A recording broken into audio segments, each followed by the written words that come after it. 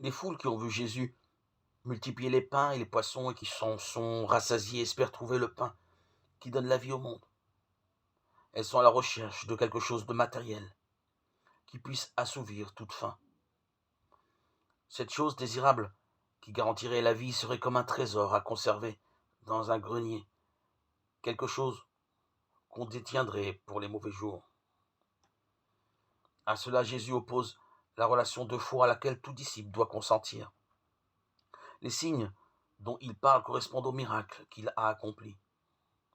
Il ne faut pas tant regarder la nourriture mise à disposition des foules que l'action réalisée par Jésus. Elle révèle la prévenance de Dieu pour les hommes.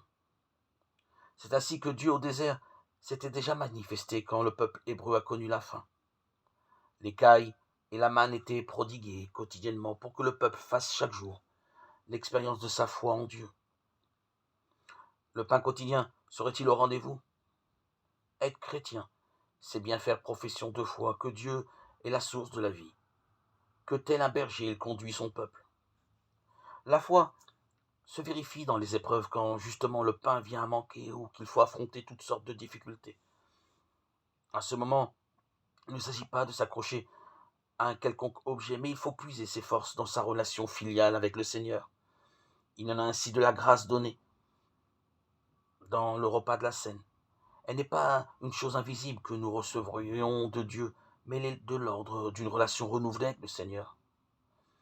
Le baptême nous fait entrer dans une relation filiale avec le Seigneur, et le repas de la scène nous donne d'être affermis dans une communion intime avec lui.